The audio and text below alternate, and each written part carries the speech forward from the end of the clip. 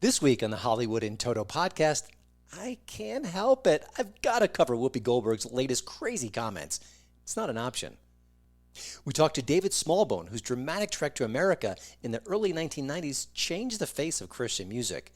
That story is now going to be up on the big screen. It's a movie called Unsung Hero.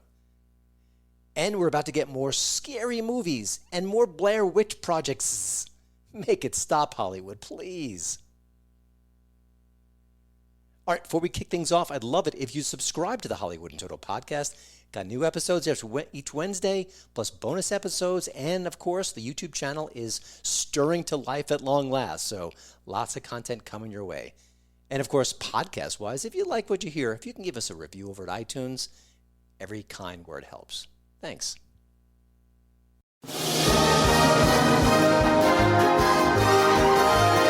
Welcome to the Hollywood in Toto podcast. Entertainment news and reviews without the woke Hollywood narrative. Free speech, free expression.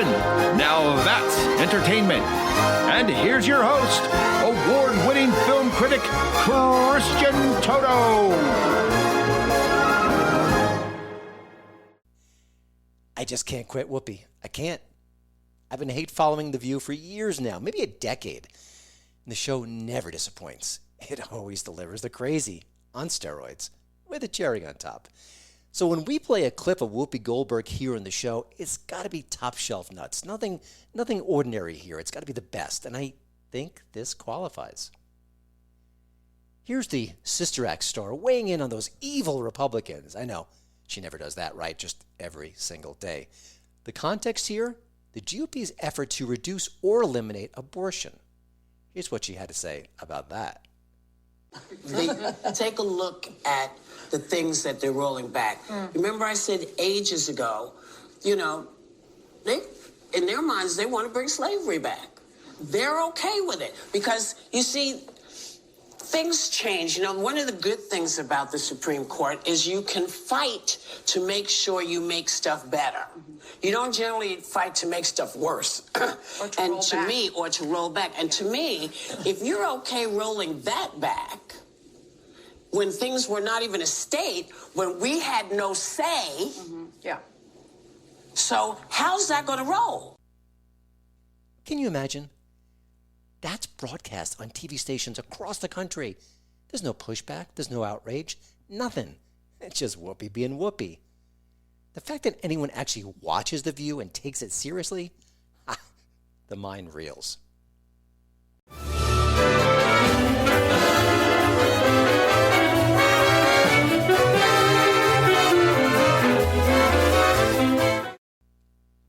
Here's this week's movie trivia question. The 1979 classic Alien is coming back to theaters this month. I mean, what a perfect gift for audiences who never saw it in theaters on the first go-around. I'm old, so I've seen it that way. And of course, I've seen it again and again since then, but I might just go back to the theaters. It's just a great movie. Now, in that film, of course, Ash is played by Ian Holm, and the Ash character attacks Ripley toward the end of the film. And that was a big surprise back in '79 because we didn't know that Ash was a robot. Pretty cool reveal. But Ash, when he's trying to kill Ripley, he doesn't use a knife or a gun. He uses a different weapon, a less obvious weapon, to silence her permanently. What was it? What was that weapon? The answer at the end of the show. I don't think we'll ever get tired of rags to riches stories. I mean, it is classically all-American. It's inspiring. It's just something magical about it. And that's why the new movie Unsung Hero could be big. Now, the film is based on a true story of the Smallbone family. Now, they were an Aussie family who left their homeland for America in the early 90s. The plan was that Papa Smallbone was going to rekindle his music promotion career. It started out strong, and then it absolutely collapsed, and he was just looking to find a new start, a fresh way to kick things off again. And spoiler alert, it didn't work until he realized he might just have a superstar under his own roof. Maybe more than one. Amazing. If you've ever heard of Rebecca St. James or For King and Country, well, they're a huge part of the story. Okay, stay close. Let's go.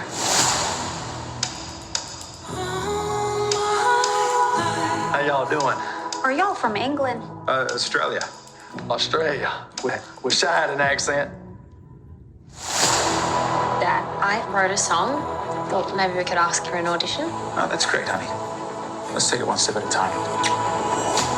Kay tells me you're a promoter. You know someone looking for one. Well, I may know somebody who should be. She's been given a beautiful voice. It's a miracle. She's a special one, son. Your family, they're not in the way. They are the way.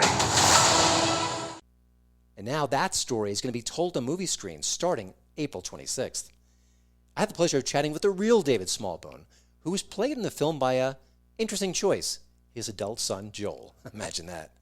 Now, the real David Smallbone had some great memories to share with me. You'll hear them in a minute, as well as some great parenting tips. I really wanted to pick his brain about that as well. I know it's not technically entertainment related, but the guy's got 7 kids, and these kids turned out more than all right. I had to pick his brain. Hope you enjoyed the chat, and if you want to find an uplifting tale at the theater, might want to give Unsung Hero a try. Well, David, the first question is a simple one. It must be surreal to see your life story on the big screen.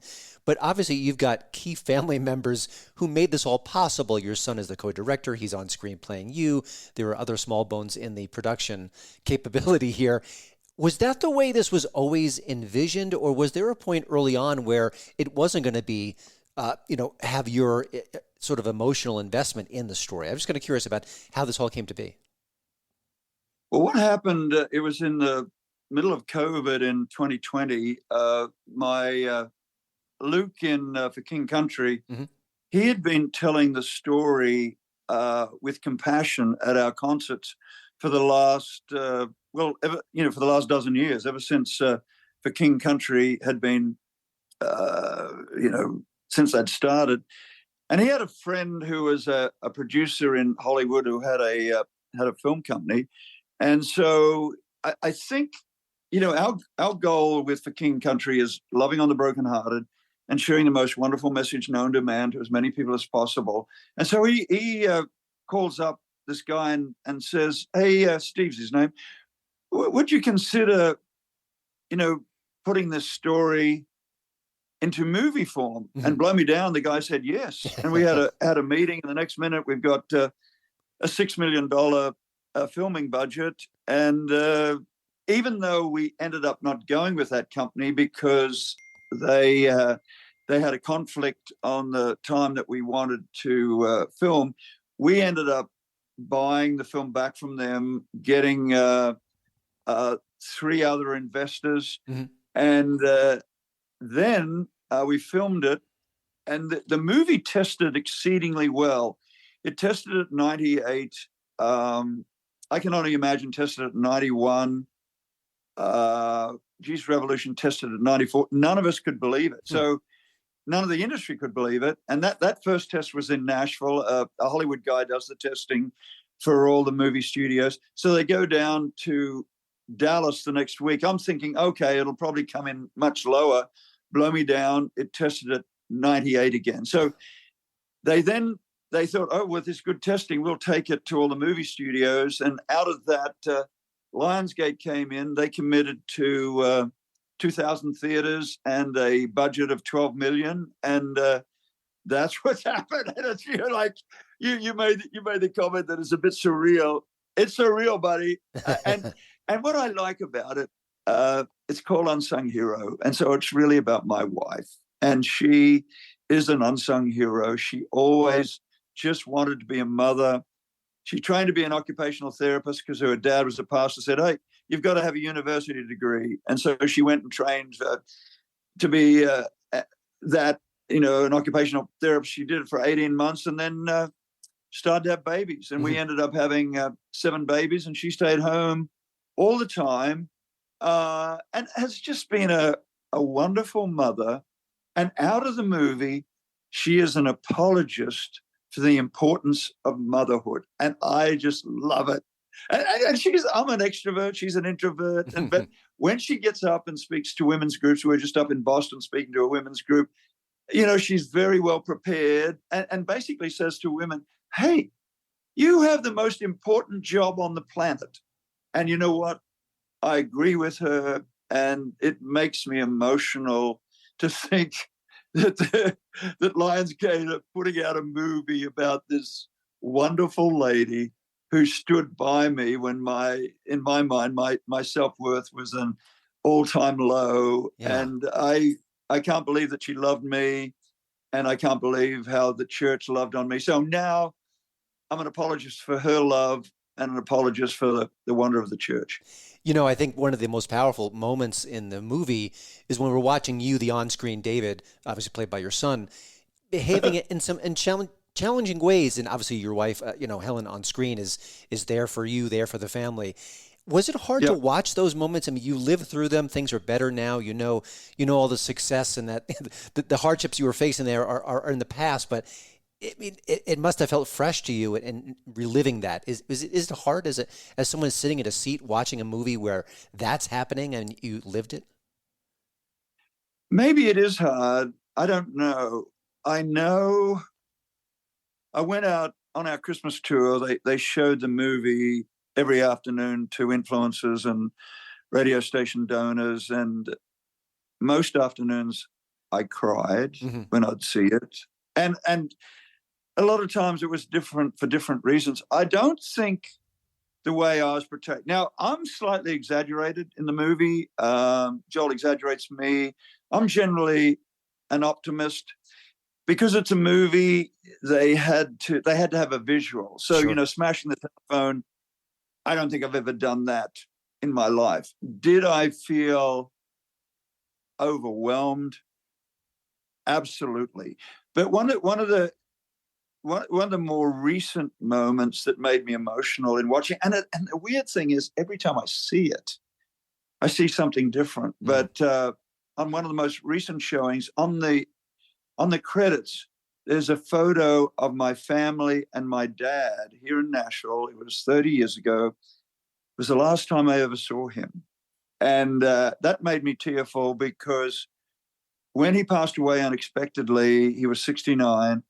I was unable to go back because I had money problems and I had immigration problems. If I'd left the country, they probably wouldn't allow me in for another 6 months. And I just couldn't do that to my family. So, your question's a good one.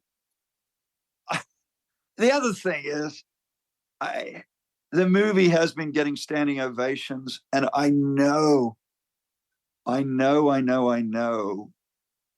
that the movie is connecting the hope in Jesus, and it's connecting the wonder of family. And so, if I have to be exaggerated a little bit for that story to connect, I'm happy about that. I'm at a point, like we've got a red carpet that we're going to tonight, and I just like red carpets. It's the premiere of the movie, and I'm not into that stuff.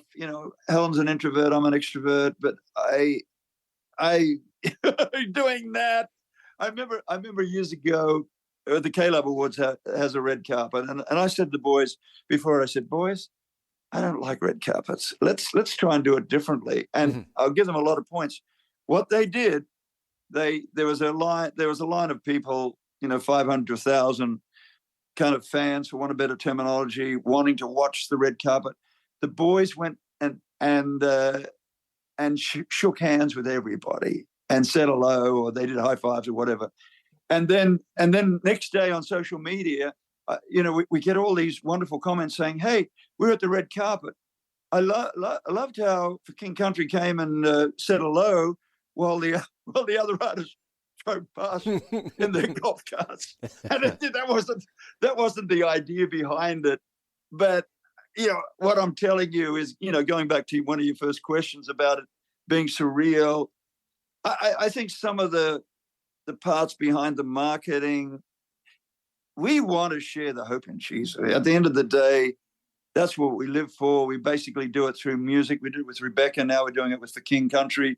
And if whatever it takes to do some of the crazy stuff out there and put up with some things that, that Hollywood's used their skill set to get people's attention, I'm happy for that to happen. The essence of the movie is correct. Are there some marginal exaggerations? Yes. That's showbiz. Yeah. Absolutely. You know, given there's so much in the film and there's so much of the story that's remarkable, was there anything that you wanted them to share that just didn't make the final cut? Because again, you have to make a movie. It can't be 6 hours long. You have to make some choices. You've got to make some creative licensing decisions. But was there something about those early years that you really wanted to get in the movie, but just it couldn't for any number of reasons? There's one story that happened. So in the movie, as you'll remember, we had a deal with Word Records. Greg Nelson, the producer, and Word Records were going to do a deal. And on the day that was to happen, they pulled out. Mm-hmm. Well, there's a guy from our church, a guy called John Moore, who's in the movie. He's called Jed. He was a songwriter, wrote a lot of Steve Green songs, wrote a song called Love in Any Language. And a lot of people will know a lot of his work. He hears about the deal falling through. He comes to me and says, Smallbone, old bloke, I want to give you that $10,000. And, at the time, my self-worth is already low. Mm-hmm. And I was holding on by a thread. The only reason I survived was because my wife was loving on me. Had she given up on me, I would have had a nervous breakdown, which my mum had at exactly that age. So I think about it and I go back to him and say, hey, I'll take the 10,000, but I've got to give you something back. So I gave him back half of Rebecca's publishing, and it didn't mean anything. And he accepted that. She didn't even have a record deal or a publishing deal at that time. Over the next 10 years, he left Nashville, went to Ukraine, and was a missionary over there. Over the next 10 years, that made him something like $250,000. And I love that story because it talks about God's economy. And I think my main takeaway, having lived in poverty for a couple of years, God is good. And the old bloke and his family, we want to live in God's economy for the rest of our lives because we experience the miraculous. And that's one of the good stories. There's just a limit to what you can put in a movie for an hour and 50 minutes. But I try and tell my record label, my publisher, my booking agency, my sons, the people in our office, when we come up against hard questions, I say, well, what's the God's economy answer to this? Not the show business answer, but because the God's economy answer is the long-term answer. A lot of times the show business answer is short-term. It's there for commerciality reasons. Mm-hmm. And the crazy thing is, I think God's economy I'm very much an artist development guy. I'm always thinking, how can we share this wonderful message wider? And I think the God's economy approach, which happened out of that living in poverty experience, has been very helpful to us. I want to ask you something. It's a little personal, but I want to maybe share your wisdom with other young parents because, I think what you and Helen did with your children, obviously letting them be as creative as possible, infusing the love of music with them, and we've seen the results in such a dramatic fashion. But do you have any advice for new parents? Maybe their children are 1 or 2 or 3, and they want their children to be creative, not to kind of close that off, to be able to express themselves. But obviously, you did that so well as parents. What would you tell a parent who wanted to tap into that spirit, that sentiment as they raise their children? Because it's obviously, I'm a parent, it's very, very hard. Well, I think being a praying family, one of the things that happened with our first 5 children, Helen would always go to bed reasonably early because she would looking after the kids all day. And then I'd come home and I'd put the kids to bed. And so I'd pray with them, I'd sing with them, I'd talk with them. And she didn't like it that much because when I would go on a tour, I used to tour all the artists in Australia, Petra and Stryper and Leon Patello and David Meeson, and the list goes on. So I'd go on tour and then she'd have to do that job. Mm-hmm. And so she basically let me know, David, I believe that's a waste of time until I stopped doing it. I stopped doing it on the last 2. And then she realized that that was valuable. One of the things that I do remember out of that time, which allowed me to have a bond, particularly with Rebecca, if she had any problems at school, she went to a Christian school in Pennant Hills, Sydney, Australia. She would share those with me. And I used to get great joy out of talking her out of her worries. This would probably be 8 o'clock, 9 o'clock at night. I'm putting them down. And so I was the in-house therapist. Follow through to later on in years, we became very much, to survive, we became a praying family. I remember Joel, he's 39 now, and so this would have been, he was 8 at the time, 31 years ago. I remember asking him to pray one day, and to this day, I remember this 8-year-old praying fervently, Lord, help us pay the rent and help us to put food on the table. And for those 2 years that we lived in poverty, we always had food. And I think it was the prayers of the kids. And I think the other thing is, we didn't have any secrets. We told them everything that was going on and say, hey, we're doing it tough. And sometimes what parents do, we got to protect the kids. We didn't protect the kids. And then the other thing that we ended up doing when Rebecca started, because Helen decided to homeschool when we arrived in America, when her career started, we took the kids on the road. And so they learned how to do music business, how to do music ministry. My eldest son did the lighting for Rebecca. My next son down did video. Next son down was Joel. He did backup vocals and stage management. Luke helped with the production. And then my youngest son started off at 7 or 8 running one of the follow spots. And then at 14, he took over Rebecca's merchandise. And so they were given a very thorough apprenticeship in ministry, life, business, and also how to work together. Because every night they would come into a town and they would, there'd be 10, 15, 20 helpers helping them set up. They learned how to work together. I remember one time we were up in New York, and the local promoter came to us and said, "Oh, you can't. This is a union. This is a union building.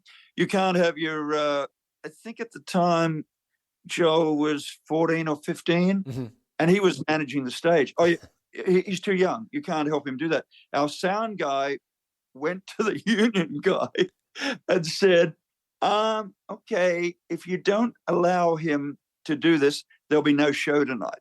And so the union guy relented.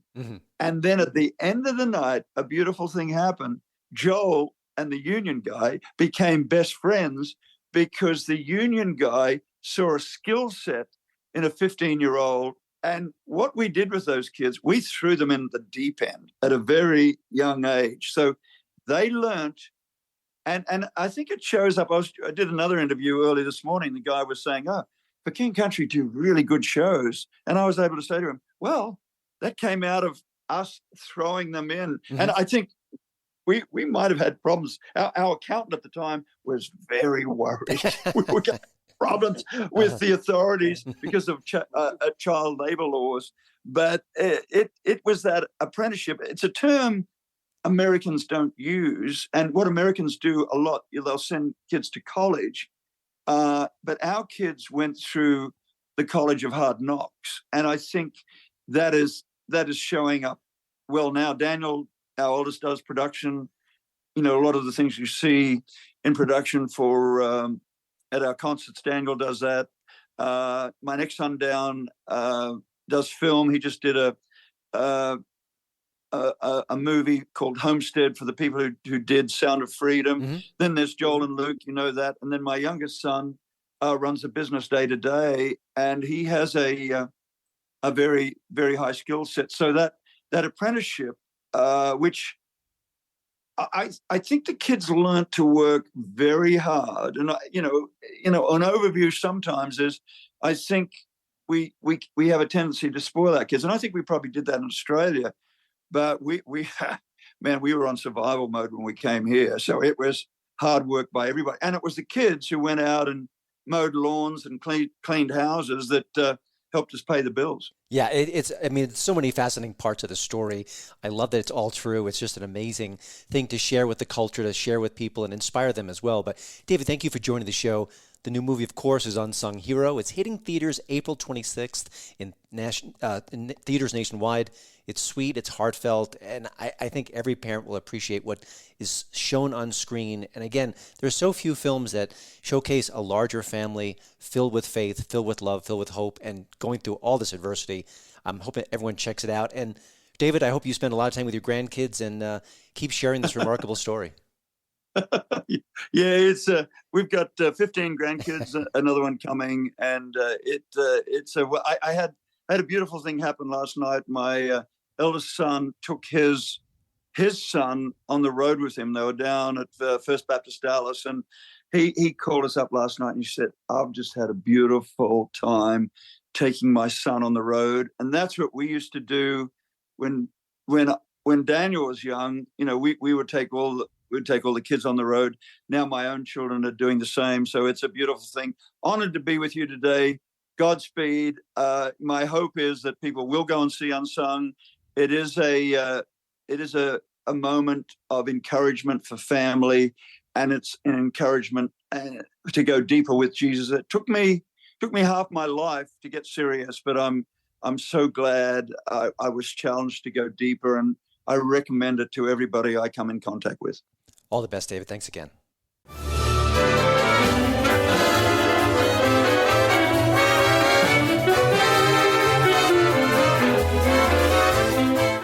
Remember the Blair Witch Project? Oh, it's going back to 1999. I remember it came out. There was a sensation. Went to the local theater to check it out, and it was sold out.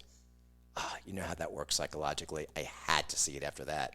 Of course, I wasn't alone. It was a huge hit. The budget was microscopic, and it brought found footage horror into the mainstream, for better and much worse. I'm just exhausted by found footage horror at this point, but Hollywood, of course, said, we got to make more of these movies, so they did. They made 2 more Blair Witch films, and neither was a huge hit. I think the last one did a little bit better than the first sequel, but they didn't really enter the zeitgeist. We're not still talking about them. We don't care about the franchise. It just went to sleep. That's what happens with certain film franchises. It's a good thing. But, of course, it's back. They're going to make another Blair Witch Project. They're also going to make another scary movie. I don't mean generically scary movie. I mean scary movie. Those comedies from, about 10, 15 years or so ago, maybe a little bit more. There was 5 of them. They were directed by sometimes David Zucker. Sometimes the Wayans brothers would weigh in behind the scenes. It was all those different horror tropes making fun of different franchises. It was funny. It was fresh. It was inconsistent, but they made 5 of them, so clearly they made some cash. Now we're going to get more. It is exhausting, to say the obvious. Hollywood loves franchises. They love them like rugged gay cowboys. I wish I knew how to quit you. Now, could these new films succeed? Maybe, possibly. I'm a little doubtful, but you never know. I mean, quality always matters, but to me, that's not the point. The Blair Witch Saga doesn't have any legs. There's no affection for it. The first time it was lightning in a bottle. And imagine Hollywood seeing lightning in a bottle and saying, hey, I've got a new bottle. Let me shake it up in the sky and see what happens. Then you have Scary Movie. And all those films, well, that came before the whole woke revolution. You want to make an outrageous comedy making fun of horror movies? Not always easy, but doing it now with all the rules and restrictions, it's going to be almost impossible. But that's Hollywood, beating a dead franchise horse for all it's worth. Before we go, let's get back to the trivia question. The evil Ash robot and alien picked up the nearest object he could to silence Ripley permanently. That item was a magazine, which he rolled up tight and tried to stuff down her throat. No, I don't want a subscription, she said. No, I'm just kidding. It's a great scene. It's a chilling scene. It's such a good movie. And I have to say, pound for pound, special effect for special effect, I think that alien creature is the best monster design in Hollywood ever. Come on, fight me on that. You know I'm right. Well, that's it for the show. Again, thank you to Radio America for having me as part of their great podcast lineup. And while I have your attention, I hope you'll drop by HollywoodInToto.com. I update it 7 days a week. You've got news and reviews and commentary, everything that's going on in the wacky world of Hollywood. It's in there. It's also the right take on entertainment, just like this show. I'll see you next time.